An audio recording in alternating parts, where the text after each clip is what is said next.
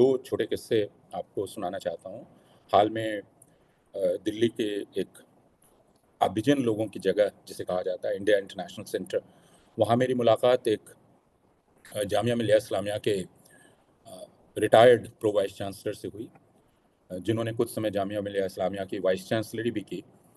अ, उनसे मैंने पूछा क्या हाल-चाल है, रिटायरमेंट के बाद क्या कर रहे हैं? और उन्होंने कहा कि मैं अभी तो मकान की तलाश कर रहा हूँ दिल्ली में। अ, और उन्होंने कहा कि ये तलाश मैं पिछले 2 महीने से कर रहा हूँ और मुझे अब तक मकान नहीं मिला है।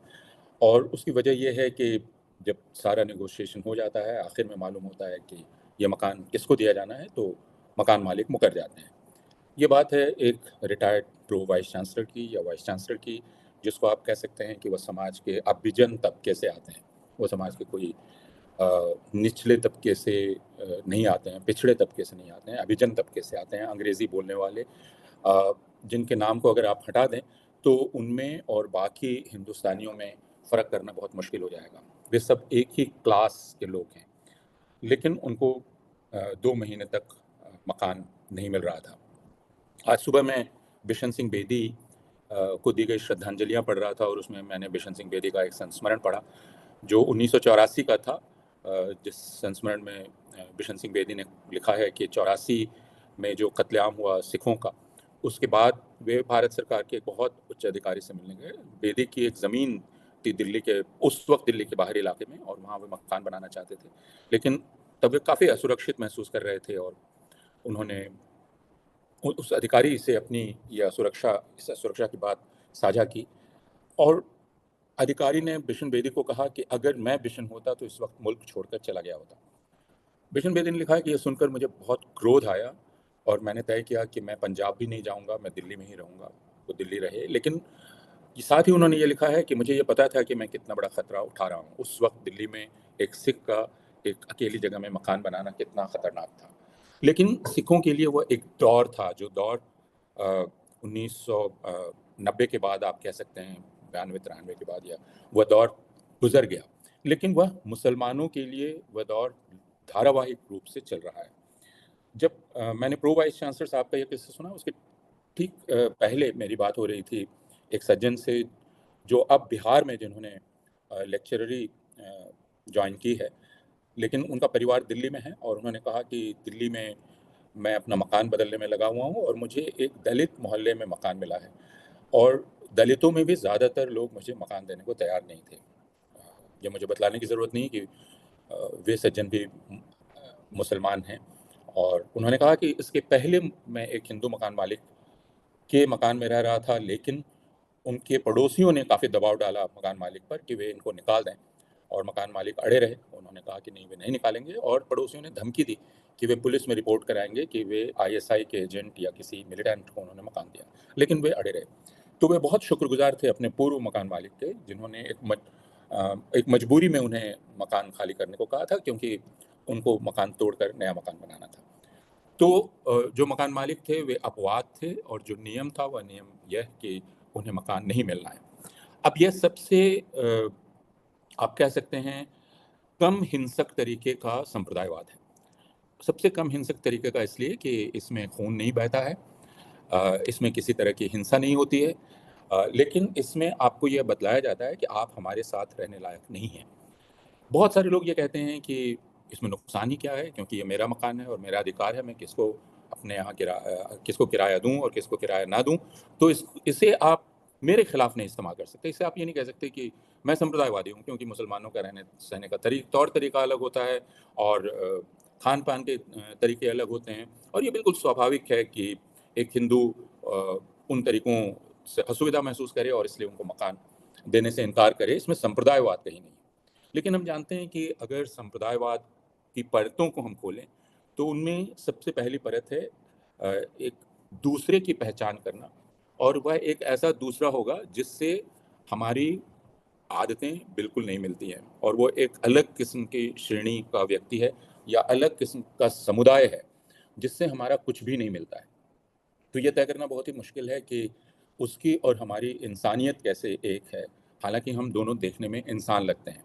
तो यह पहली चीज़ है, यहाँ से शुरुआत होती है उस अलगाव की जिसमें हम किसी को अपनी जगह साझा नहीं करने देना चाहते कि आप इस जगह पे नहीं आ सकते। अब भारतवर्ष में यह कहा जा सकता है कि इसकी हमको शताब्दियों से आदत रही है, क्योंकि भारतवर्ष जिस सामाजिक स्वभाव में रहा है वो सामाजिक स्वभाव जातिवाद का है, और जातिवाद की बुनियाद है अलगाव, एक दूसरे से अलग रहना। यह चीज़ अगर बहुत ही जिसे हम अंग्रेजी में कहते हैं एग्रेवेटेड रूप में अभी दिखलाई पड़ रही है, तो वह है इज़राइल और फ़िलिस्तीन को अगर आप देख लें।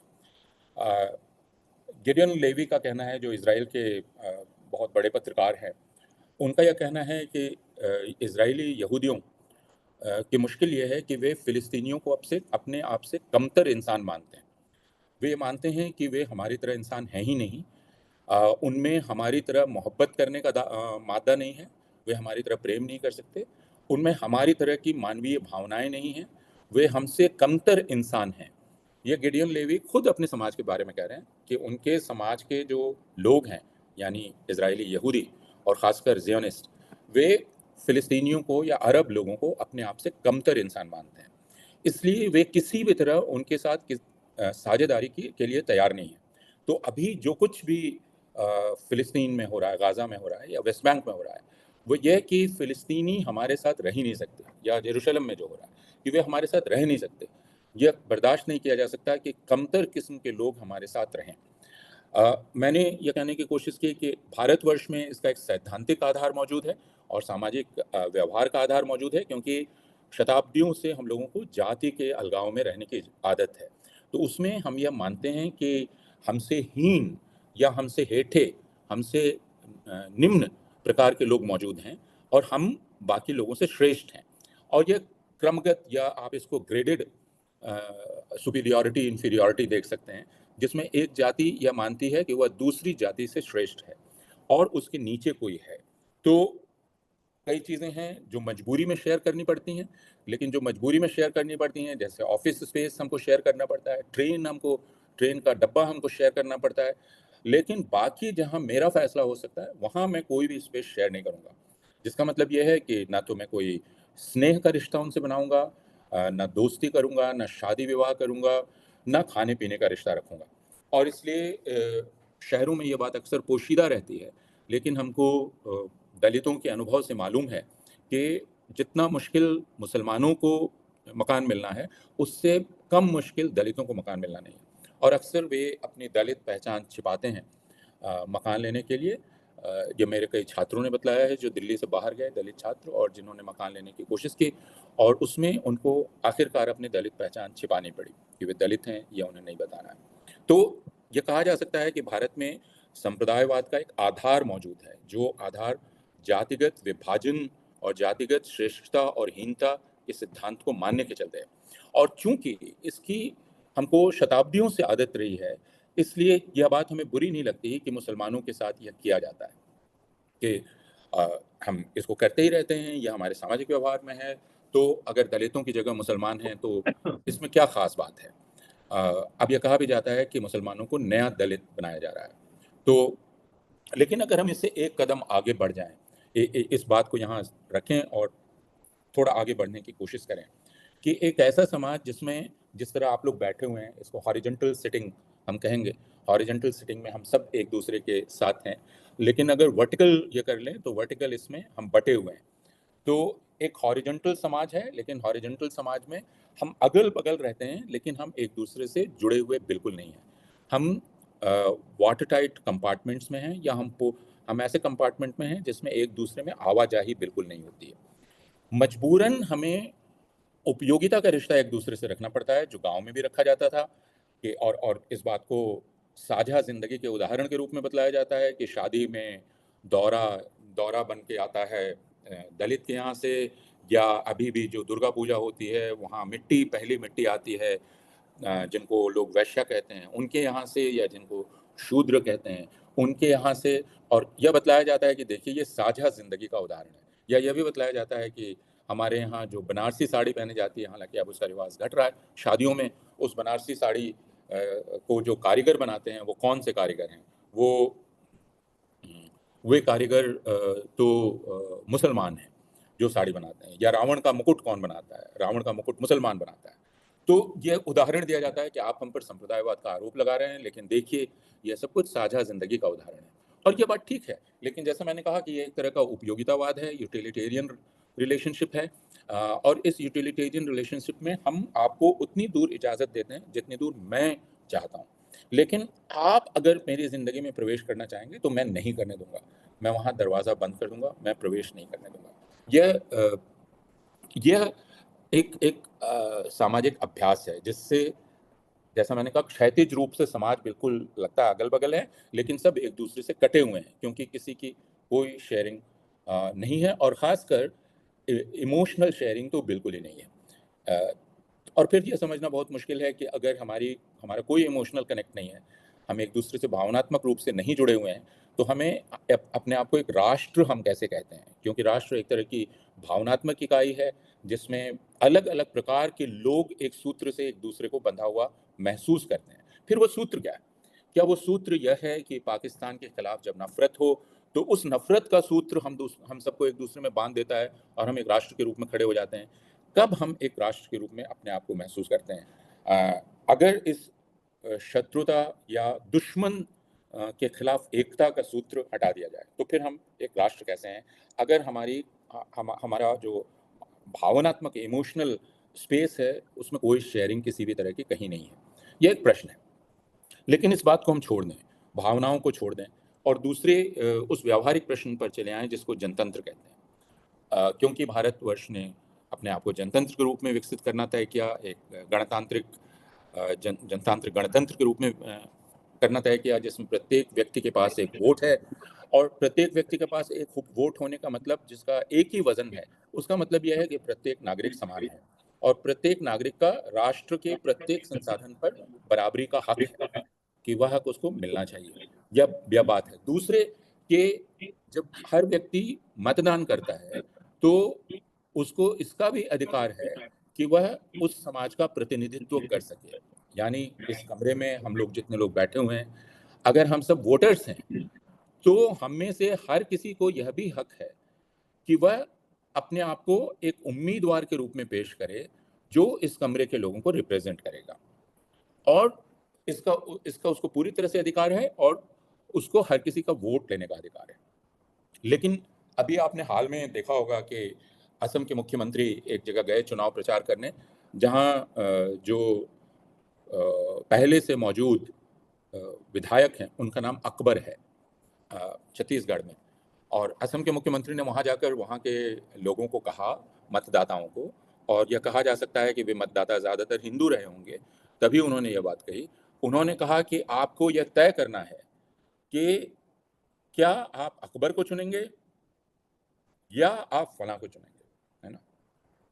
ये बा आज तो इसमें स्पष्ट था, अकबर एक तरह का प्रतीक था। ये कहा जा रहा था कि हिंदू अकबर को अपना प्रतिनिधि कभी नहीं चुन सकते, उन्हें कभी नहीं चुनना चाहिए। असम के इसी मुख्यमंत्री ने और भारतीय जनता पार्टी के लोगों ने असम में जब पिछले चुनाव हो रहे थे, तब वहाँ चुनाव प्रचार के दौरान हिंदू वोटर्स को यह कहा कि अगर आप भारतीय जनता पार्टी को वोट नहीं देंगे, तो इस बात का खतरा है कि बदरुद्दीन अजमल मुख्यमंत्री बन जाएँगे। यह कह के असम के हिंदू वोटर्स को डराया गया कि बदरुद्दीन अजमल आपके मुख्यमंत्री बन जाएँगे, अगर उससे आपको बचना है, तो आप हमें वोट दीजिए। यही बात 2017 में जब अहमद पटेल ज़िंदा थे, तब हम वहाँ पर जो चुनाव प्रचार भारतीय जनता पार्टी के लोगों ने किया, जिसमें आज के जो प्रधानमंत्री हैं वो भी थे शामिल, उन वहाँ हिंदू मतदाताओं को यह कह के डराया गया कि अगर कांग्रेस सत्ता में आ गई, तो अहमद पटेल मुख्यमंत्री बन जाएँगे। तो अहमद पटेल मुख्यमंत्री बन जाएँगे, ये एक काफ़ी डराने वाली बात थी। अहमद पटेल को मुख्यमंत्री नहीं बनने देना। तो जन जनतंत्र का मुख्य आधार ही टूट जाता है। मुख्य आधार ये टूट जाता है कि मुसलमान वोट तो दे सकता है, लेकिन मुसलमान प्रतिनिधि होने का दावा नहीं कर सकता, और हिंदुओं का प्रतिनिधि होने का तो दावा ही नहीं कर सकता। तो इसलिए मुसलमान को टिकट वहीं से दिया जाएगा, जो तथाकथित मुस्लिम बहुल इलाका है, और इस वजह से अगर मुसलमानों का प्रतिनिधित्व समाप्त करना है विधायिकाओं में से और संसद में, तो डिलिमिटेशन की प्रोसेस इस प्रकार की जाएगी कि कॉन्स्टिट्यूएंसीज़ ऐसी बन जाएँ, चुनाव क्षेत्र ऐसे बन जाएँ, जहाँ मुसलमान मतदाता निर्णायक संख्या में रहे ही नहीं, उनको तोड़ दिया जाए। तो यह काम असम में किया जा रहा है, यह काम जम्मू कश्मीर में किया गया, यह काम अब पूरे भारतवर्ष में करने की कोशिश है कि कॉन्स्टिट्यूंसीज को इस तरह से बांटा जाए फिर से कि मुसलमान प्रतिनिधि का चुनकर आना असंभव हो जाए। जम्मू कश्मीर के बारे में यही धारणा पूरे भारतवर्ष में दी जाती है कि वह एकमात्र ऐसा राज्य था जहां मुख्यमंत्री मुसलमान रहता था। अगर आप उसके पहले वर्षों का इतिहास देखेंगे भारतवर्ष का, तो आपको इस पर आश्चर्य होना चाहिए कि अब्दुल रहमान अंतुले या फिर अब्दुल गफूर, अगर इनके नाम, और अब्दुल गफूर का नाम आप में से ज़्यादातर लोगों को याद नहीं होगा, लेकिन वे मुसलमान थे, बिहार के मुख्यमंत्री थे। और यह आश्चर्य की बात है कि जयप्रकाश नारायण ने उनको हटाने की जिद करके एक पूरा आंदोलन छेड़ा था, है ना। और जयप्रकाश नारायण के आंदोलन का जो सबसे लोकप्रिय नारा था, सबसे लोकप्रिय नारों में से एक नारा था, वह था गाय हमारी माता है, गफूर उसको खाता है ना।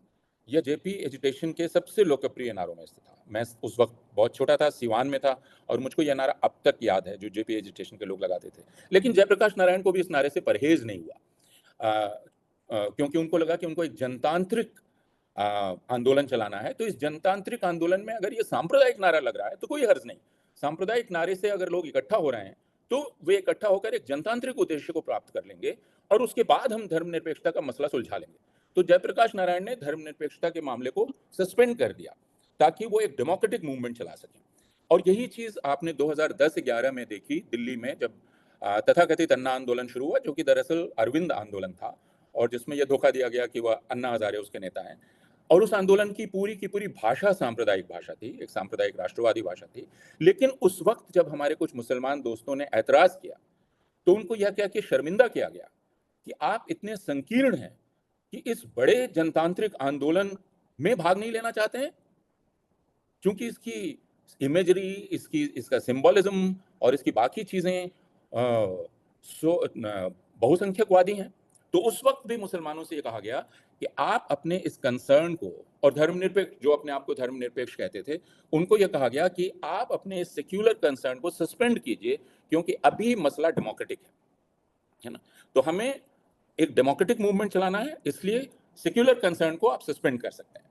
तो ये अगर दो बातें आप देखें, जेपी एजुटेशन, जेपी जिन्होंने कहा कि सेक्युलर क्वेश्चन को सस्पेंड किया जा सकता है लार्जर डेमोक्रेटिक इंटरेस्ट में, और उसी तरह जैसे वीपी सिंह ने सेक्युलर क्वेश्चन को सस्पेंड किया भारतीय जनता पार्टी का साथ लेकर अपनी सरकार चलाने के लिए, और उसी तरह जैसे 60s में, लेट 60s में लेफ्ट ने भी सेक्युलर क्वेश्चन को सस्पेंड किया, क्योंकि उसे एंटी कांग्रेस गवर्नमेंट फॉर्म करनी थी सेंटर में, और उन्होंने जनसंघ के साथ मिलकर, जो भारतीय जनता पार्टी का पूर्व अवतार था, उन्होंने सरकारें बनाई। तो बिहार में और दूसरी जगह जिनको संविद सरकार कहते हैं, वे संविद सरकारें लेट 60s में बनी। उन राज्यों में जहां कांग्रेस चुनाव हारी, तो वहां जनसंघ के साथ मिलकर सरकार बनाई गई। तो यह उदाहरण मैं सिर्फ इसलिए दे रहा हूं कि अगर हम जनतंत्र के प्रश्न पर आ जाते हैं, तो जनतंत्र में संप्रदायवाद या धर्मनिरपेक्षता उसका सबसे अहम मुद्दा है या नहीं। हम जनतंत्र को की कल्पना क्या धर्मनिरपेक्षता के प्रश्न को स्थगित करके कर सकते हैं, क्योंकि जनतंत्र में एक धोखा है, और वो धोखा यह है कि जनतंत्र बहुसंख्या के आधार पर चलता है। तो उस बहुसंख्या को आप मोबिलाइज कर लें तो जनतंत्र के चलने का भ्रम बना रहेगा। और बहुसंख्या को मोबिलाइज करने का सबसे आसान तरीका है जो लोवेस्ट कॉमन डिनोमिनेटर है उसको एड्रेस करना। तो अगर हिंदुओं के भीतर एक बड़ी आबादी हिंदुओं की है जिसमें मुसलमानों को लेकर कुछ पूर्वग्रह हैं, कुछ अतार्किक धारणाएं हैं, उनको अगर हम अपील करके उस हिंदू वोटर को मोबिलाइज कर लें तो हम मेजॉरिटी मोबिलाइज कर लेंगे। और यह फिर इस बात का खतरा है कि मुसलमानों को एक्सक्लूड करके एक परमानेंट मेजॉरिटी इस्टेब्लिश की जा सकती है, और ये परमानेंट मेजॉरिटी ऐसी होगी जिसमें मुसलमान कभी पार्टिसिपेट नहीं कर पाएंगे। यह आत्मविश्वास इतना अधिक बढ़ गया है कि असम के मुख्यमंत्री ने हाल में असम में भाषण दिया कि उन्हें अगले 10 वर्ष तक मियाँ मुसलमानों का वोट नहीं चाहिए। आपने उनका भाषण सुना होगा। आज तक किसी ने इस ढिठाई के साथ ये नहीं कहा है कि, और किसी मुख्यमंत्री ने नहीं कहा है, जो असम के मुख्यमंत्री ने कहा, जो ट्रेडिशनली आरएसएस के नहीं है, लेकिन उन्होंने यह कहा कि उन्हें अगले 10 वर्ष तक कोई वोट नहीं चाहिए मियाँ मुसलमानों को, और मियाँ मुसलमान अपने आप को ठीक करें, सुधारें, उसके बाद उनका वोट लेने पर वो विचार करेंगे। तो इसका अर्थ यह है कि अब एक ऐसी इलेक्टोरल मेजॉरिटी की कल्पना की जा रही है जिससे मुसलमान परमानेंटली एक्सक्लूडेड रहेंगे। और जैसा मैंने कहा, ऐसे तरीके अपनाकर जो बिल्कुल टेक्निकली कॉन्स्टिट्यूशन मालूम पड़ेंगे, डिलिमिटेशन का तरीका, बाकी तरीके, जिसमें आप मुस्लिम आबादी को इतना फ्रैगमेंट कर देंगे कि वो कभी भी कहीं भी डिसाइसिव नहीं होगी। उसका उदाहरण जम्मू कश्मीर है। और इस तरह से भारतवर्ष में बिना बहुत खून खराबे के एक मेजॉरिटी स्टैब्लिश की जाएगी और भारतवर्ष में डेमोक्रेसी चलती हुई दिखलाई पड़ेगी, लेकिन ये डेमोक्रेसी एक मेजॉरिटेरियन डेमोक्रेसी होगी। इसका खतरा एकदम हमारे सामने है। इसका कोई असर हमारी ज़िंदगी पर पड़ेगा या नहीं पड़ेगा? इसका असर जो हमारा सामूहिक जीवन है, उस सामूहिक जीवन की क्वालिटी पर पड़ेगा कि नहीं पड़ेगा? इससे हमारे सोचने समझने के तरीके पर कोई असर पड़ेगा कि नहीं पड़ेगा? ये प्रश्न हैं, जो प्रश्न हमें अपने आप से करने हैं। अब अ, इन इन जैसा मैंने शुरू में कहा था कि कोई भी ऐसी बात नहीं है जिस बात को आप नहीं जानते हैं और जिसकी गहराई को आप नहीं समझते हैं, जो मैं आपके सामने रख रहा हूँ। लेकिन यह एक चीज़ है जो भारतीय जनता पार्टी अचीव करने की कोशिश कर रही है और वो बिल्कुल राज्य के तंत्र का इस्तेमाल करते हुए इस चीज़ को अचीव कर सकती है। यह दिखलाई पड़ रहा है और राज्य का तंत्र उसमें उस और उसमें जुडिशरी भी शामिल है, जो उसकी मदद करेगा यह अचीव करने में। सामाजिक स्तर पर अगर अलगाव को बहुत गहरा कर दिया जाए, यानी आपसी आशंका को बहुत गहरा कर दिया जाए, और वह गहरा किया जा सकता है एक ऐसा डिस्कोर्स खड़ा करके, जो डिस्कोर्स इतना डिवाइसिव डिस्कोर्स हो, जिसमें आप मुसलमानों के खिलाफ लगातार नफरत का प्रचार करते रहें टेलीविज़न के ज़रिए, बाकी माध्यमों से, तो फिर मुसलमानों के लिए यह मानना बहुत ही मुश्किल होगा कि इसको एक इतनी बड़ी हिंदू आबादी कैसे कंज़्यूम कर रही है, कैसे एक्सेप्ट कर रही है। उसके लिए ये मानना बहुत कठिन होगा कि इस पूरे प्रचार में इस हिंदू आबादी की सहमति नहीं है। तो क्योंकि हिंदू आबादी की तरफ से विरोध इफेक्टिव नहीं दिखलाई पड़ रहा है ना। ज्यादातर राजनीतिक पार्टियां, चूंकि उन्हें हिंदू वोट लेने हैं, इसलिए वे इस मसले पर कोई स्टैंड लेने से कतराएंगी, डरेंगी, वे बोलेंगी नहीं। और इस वजह से मुसलमानों का एलियनेशन और अधिक बढ़ेगा और फिर यह कहा जाएगा कि इसमें मुसलमानों की ही गलती है। अब हिंदू इसका विरोध कैसे करेंगे, यह भी बहुत कठिन है, क्योंकि क्या हम ये उम्मीद कर रहे हैं कि हिंदू जुलूस निकालें राजा सिंह के खिलाफ, जिनको अभी वापस भारतीय जनता पार्टी ने टिकट दिया है तेलंगाना में, जिनको उनके नफरत भरे भाषणों के चलते न्यायालय ने फटकार लगाई थी और कुछ शर्तें लगाकर छोड़ा था और भारतीय जनता पार्टी को सस्पेंड करना पड़ा था, लेकिन अभी भारतीय जनता पार्टी ने उनका सस्पेंशन वापस लिया, उनको फिर से टिकट दिया। हालांकि उसके बाद से अब तक उन्होंने अपने नफरत भरे भाषणों में और तेजी ही लाई है, उसको घटाया नहीं।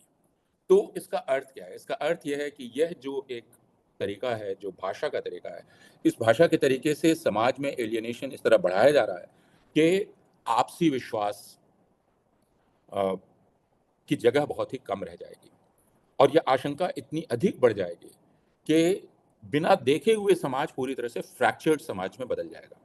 तो स्पेस कॉमन दिखलाई पड़ेगा। मैं यूनिवर्सिटी में पढ़ाता हूँ और मैं जानता हूँ कि मेरे क्लास में कुछ मुसलमान हैं, मेरे बहुत सारे छात्र छात्राएं कॉलेजेस में पढ़ाती हैं और उनसे जब बात होती है तो वे बतलाती हैं मुझे कि उनके क्लास में भी मुसलमान हैं, लेकिन अब कोई मुसलमान कुछ भी नहीं बोलता, किसी विषय पर कुछ नहीं बोलता, वो बिल्कुल खामोश रहता है।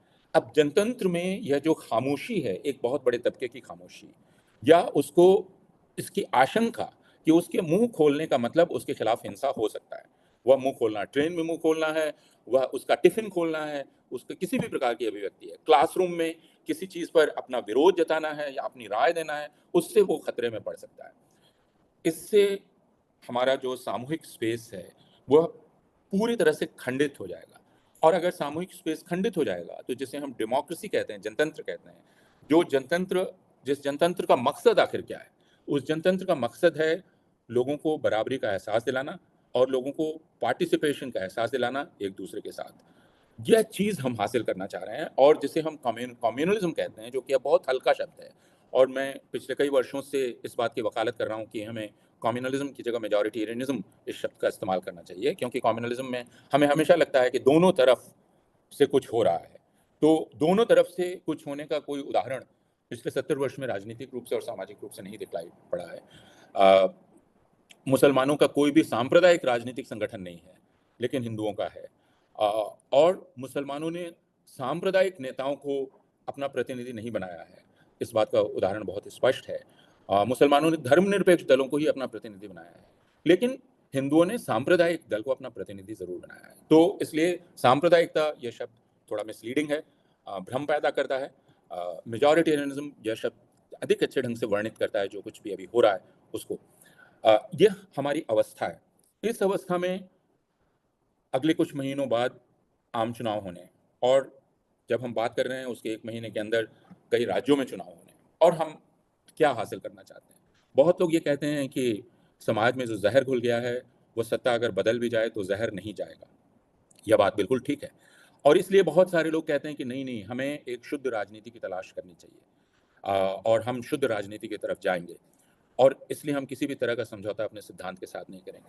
अब यह कहने की सुविधा किसको है? यह कहने की सुविधा अपूर्वानंद को है, और लेकिन यह कहने की सुविधा किसी रहमान को नहीं है, या किसी शबाना को नहीं है। और वो क्यों नहीं है? क्यों? और यह बात हम कर्नाटक के उदाहरण से समझ सकते हैं। कर्नाटक में अभी कल सरकार ने एक सर्कुलर जारी किया है, जिसमें उसने कहा है कि जो हिजाब पहनकर इम्तिहान देना चाहें, वो हिजाब पहन के इम्तिहान दे सकती हैं। आपने 2 दिन पहले देखा कि कर्नाटक में एक किसी ने हेट स्पीच की, उस हेट स्पीच को लेकर उस पर तुरंत ही एफआईआर दर्ज हुई। कर्नाटक में कांग्रेस की सरकार के आने के बाद कांग्रेस के मुख्यमंत्री और उप मुख्यमंत्री ने सारे पुलिस अधिकारियों की बैठक की, और उस बैठक में उनको सख्ती से कहा कि कोई भी सांप्रदायिक घटना अगर हो तो उसके लिए आप जिम्मेदार होंगे, और आपने सारी गड़बड़ी की है इस सांप्रदायिक राजनीति का साथ देकर, इसलिए आप अपनी जिम्मेदारी से बच नहीं सकते। तो कांग्रेस की सरकार के आने का नतीजा क्या हुआ? उसका नतीजा आपने यह भी खबर पड़ी होगी कि अभी जो दशहरा चल रहा है, उस दशहरे में कर्नाटक में मंदिरों के बाहर और दूसरी जगह जो हिंदू दुकानें थीं, उन पर बड़े-बड़े भगवे झंडे लगे। ये कर्नाटक में हुआ, जिससे मुसलमान दुकानों से उन्होंने अपने आप को डिफरेंशिएट किया। इससे आप उनको रोक नहीं सकते। भगवा झंडा लगाने से आप उनको रोक नहीं सकते। वो अपने अपनी दुकान पर कौन-सा झंडा लगा रहे हैं, इससे नहीं रोक सकते। लेकिन पिछले साल और इस साल में जो एक फ़र्क आया, वो फ़र्क ये था कि मुसलमान दुकानों को किसी ने ज़बरदस्ती वहाँ से हटाया नहीं। किसी ने मुसलमान ठेला उलट नहीं दिया। किसी ने मुसलमान दुकानदारों पर हमला नहीं किया, और ये बहुत बड़ा फ़र्क है। ये इसी को मैं कहता हूँ कि हम जो कह रहे हैं कि हमें समाज में पूर्ण परिवर्तन चाहिए, उसकी जगह हमें ये सोचना चाहिए कि अगर हम राज्य का ज़िम्मा किसको दे रहे हैं, इस पर हम विचार नहीं करते हैं, तो शायद हम राजनीति को नहीं समझ रहे हैं। राज्य का ज़िम्मा एक ऐसी राजनीति के हाथ में ना आना चाहिए, जो सबको बराबर की निगाह से देखती हो। और इसलिए कर्नाटक में अब मुसलमान लड़कियों के अधिकार रिस्टोर हो रहे हैं, या कर्नाटक में अब मुसलमानों को इस बात की गारंटी है कि अगर कोई उनके खिलाफ सार्वजनिक रूप से कोई हिंसा करेगा, तो उसको उसकी सज़ा मिलेगी, पुलिस उस पर कार्रवाई करेगी। तो मैं आपको अपने खिलाफ, आपके दिल में जो नफ़रत है मेरे खिलाफ, उस नफ़रत को पालने से रोक तो नहीं सकता। मैं आपको मजबूर नहीं कर सकता कि आप मेरे प्रति धारणा बदल दें, लेकिन मैं इसकी इजाज़त नहीं दे सकता कि आप उस नफ़रत को हिंसा में बदल दें और उससे मुझे नुकसान हो। अब इस चीज़ को कौन रोकेगा? इस चीज़ को सिर्फ़ राज्य रोक सकता है। आप ये कह सकते हैं कि आप बेयर मिनिमम माँग रहे हैं, कि ये तो बेयर मिनिमम है। लेकिन अभी हम जिस हालत में हैं, उसमें अगर आप मुसलमानों और ईसाइयों की तरफ से बात करें, मैंने ईसाइयों का ज़िक्र नहीं किया। अभी हम अक्टूबर के अंत में हैं। आज तक अभी तक का जो आंकड़ा है मोटा-मोटी, भारतवर्ष में 500 से अधिक हमले ईसाइयों पर अलग-अलग ढंग से हुए हैं। गिरजाघरों पर हुए हैं, उनके पादरियों पर हुए हैं, उनकी गिरफ्तारी हुई है, उनके घरों में लोगों ने घुसकर उनको पीटा है। अगर वो कहीं बाइबल बाँट रहे हैं तो उनको पीटा है। उन पर धर्म परिवर्तन का आरोप लगाकर उनको पीटा गया है। तो अगर इसको रुकना है और इसमें राज्य को अपनी भूमिका निभानी है, तो हमें भारतीय जनता पार्टी की सरकार को हटाना पड़ेगा। और वो इसलिए कि भारतीय जनता पार्टी की सरकार जब तक रहेगी, 3 तरीकों से अल्पसंख्यकों पर हमला चलता रहेगा, मुसलमानों पर और ईसाइयों पर। उसमें पहला तरीका है ऐसे कानूनों का निर्माण, जो कानून स्पष्ट रूप से अल्पसंख्यक विरोधी कानून है। जैसे ट्रिपल तलाक वाला कानून, जो स्पष्ट रूप से मुसलमान मर्दों को क्रिमिनलाइज़ करने के लिए किया गया है और डिस्क्रिमिनेटरी कानून है। जैसे सीएए, जो स्पष्ट रूप से एंटी मुस्लिम डिस्क्रिमिनेटरी सिटीज़नशिप लॉ है। जैसे दूसरे कानून जो तथाकथित धार्मिक जो धर्म परिवर्तन विरोधी कानून हैं, वे धर्म परिवर्तन विरोधी कानून स्पष्ट रूप से डिस्क्रिमिनेटरी हैं और एंटी मुस्लिम हैं। या so called anti love jihad laws स्पष्ट रूप से anti Muslim, anti Christian laws हैं। तो एक तरीका है कानून बनाने का, जो कानून मुसलमानों और अल्पसंख्यकों की स्थिति को कमज़ोर करता जाए, और डिलिमिटेशन वगैरह का तरीका। तो राज्य का तंत्र अगर सांप्रदायिक सत्ता के हाथ में रहा तो कानून इस प्रकार के बनेंगे। दूसरा तरीका है सड़क पर होने वाली हिंसा, जो बजरंग दल करेगा, कोई हिंदू सेना करेगी, कोई राम सेना करेगा, और उसको पूरी तरह से पुलिस का संरक्षण, या गोरक्षा दल करेंगे, मोनू मानस जैसे लोग करेंगे, और उनको पुलिस पूरी तरह से पुलिस का संरक्षण प्राप्त होगा, जिसके सैकड़ों उदाहरण भारतवर्ष में मौजूद हैं। और तीसरा तरीका है मीडिया का इस्तेमाल बहुत बड़े पैमाने पर मुसलमानों को और ईसाइयों को डीह्यूमनाइज करने के लिए, उनको डेमोनाइज करने के लिए, उनके खिलाफ डिफेमेशन कैंपेन चलाने के लिए, जिससे बड़ी हिंदू आबादी में उनकी तस्वीर ऐसी बन जाए कि उन पर हमला बुरी बात नहीं है, उन पर हमला किया ही जाना चाहिए, उनकी हत्या की ही जानी चाहिए, उनको सबक सिखाया ही जाना चाहिए। उनकी तस्वीर कुछ इस तरह की बना दी जाए जो कोविड में हमने देखा, जिसमें मीडिया ने एक फ्रेंजीड कैंपेन किया कि तबलीगी जमात वाले थूक रहे हैं, मुसलमान थूक रहे हैं सब्जी पर, और ये लोगों ने मान लिया कि हाँ, मुसलमान वाकई थूक रहे हैं, मुसलमान फल वाले से फल नहीं खरीदो क्योंकि वो थूक कर फल देता है। इस तरह की झूठी खबरें फैलाई गई कि तबलीगी लोग जहां अस्पताल में हैं वे वहां नर्सों पर थूक रहे हैं, और यह खबर हॉस्पिटल सुपरिंटेंडेंट तक ने फैलाई, जिसको बाद में उसने कबूल किया कि वो झूठ बोल रही थी कानपुर में। तो इस तरह अगर मुसलमानों को डिह्यूमनाइज किया जाएगा, और फिर इस तरह की भाषा का इस्तेमाल जिसमें यह कहा जाए कि वे कीड़े हैं, दीमक हैं, और जब आप किसी को दीमक, चूहा, कीड़ा कहते हैं, तो दीमक, चूहा, कीड़ा को हम कहीं भी देखना नहीं चाहते, हम उसको खत्म कर देना चाहते हैं। यही चीज इजराइल में फिलिस्तीनियों के साथ की जा रही है, और यही प्रचार, जैसे भारत का गृह मंत्री मुसलमानों को दीमक कहता है, वह दीमक है जो भारत को अंदर से खोखला कर रहा है। तो दीमक को तो आप खत्म करना चाहते हैं, आग लगाकर किसी और तरीके से खत्म करना चाहते हैं, तो मुसलमानों को किसी भी तरह खत्म किया जाए, इसमें किसी को एतराज नहीं होगा। और इसीलिए स्टेट पावर इनसे लेना आवश्यक है, ताकि ये जो 3 तरीके हैं जिनसे हिंसा चल रही है, इन 3 तरीकों को खत्म किया जा सके। स्ट्रीट वायलेंस या आप नफरत हो सकता है रहेगी, लेकिन उसको कंटेन करने वाली पावर स्टेट पावर रहेगी, और वो उसको कंटेन कर सकेगी। तो मैं अपनी बात यहाँ खत्म कर रहा हूँ कि हम एक बहुत ही दुर्भाग्यपूर्ण स्थिति में हैं, जिसमें हम ये कह रहे हैं कि हम सब लोग जो अगल-बगल बैठे हुए हैं, मुझे मालूम है कि आपको मुझसे कोई लेना-देना नहीं है। आप मुझे अपने घर में नहीं आने देंगे, ठीक है, आप मत आने दीजिए, लेकिन आप मेरे घर में आकर मेरा फ्रिज नहीं खोलेंगे। आप मेरे घर में आके मेरे फ्रिज की जाँच नहीं करेंगे। आपको इस बात की इजाज़त नहीं होगी, और इसको सिर्फ़ राज्य रोक सकता है, क्योंकि आपके पास संख्या की ताकत है, आपके पास गुंडों के दल हैं, आप ये कर सकते हैं।